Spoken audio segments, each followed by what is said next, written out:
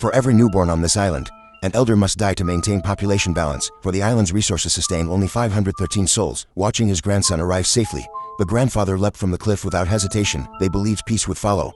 Yet moments after his fall, the doctor discovered the woman carried twins. This meant another must die. The island chief convened an emergency meeting. Some suggested leniency, arguing one extra infant wouldn't significantly impact the island, but this sparked discontent among others, who feared the outside world ravaged by a virus. They insisted the rule of 513 survivors must never be broken. To determine who would die, Alice proposed a points-based elimination system. Each person had their own points tally. Good deeds earned points, bad deeds lost points. The person with the lowest score would be executed. Mick saw his points were third from the bottom, and instantly panicked. If chosen, he'd be thrown into the sea to drown. But Ron told him not to worry. His mother was none other than Alice, the island's ruler. She'd surely find a way to boost his score. Sure enough, the next day, Alice devised a way to boost Ron's score. She had him share his apples with others, a good deed that moved him up one rank. Soon the final vote arrived. Charlie, who had stolen from Mother's days prior, was at the bottom of the rankings. The islanders cast over 200 death votes for him. Just as Charlie thought his fate was sealed, his wife suddenly stood up and revealed a shocking truth. It turned out Ron had exploited his mother's authority to take her to a small room and abuse her. If she refused to go,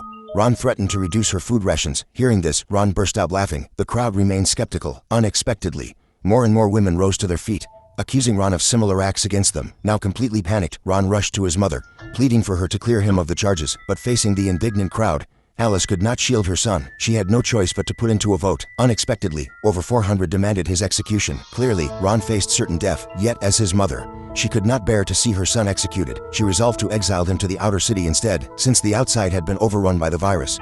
Exile there was tantamount to a death sentence. Ron was subsequently imprisoned, but late that night, Alice slipped into the jail and handed her golden necklace to her son. She declared it her final gift to Ron, hoping he could use it to survive in the city. The next day, Ron was let off the island. Before leaving, he attacked Charlie. Even then, Ron showed no remorse. Only upon reaching the post-apocalyptic city did fear grip him. He begged to be taken back, but received only a brutal beating. Ron was ultimately abandoned at the dock, left to fend for himself in the city, for the expedition team had little time to spare. They needed to exchange supplies in the city. Each month, they journeyed to the city for this trade. Little did they know that this very exchange would unleash a catastrophe upon the island.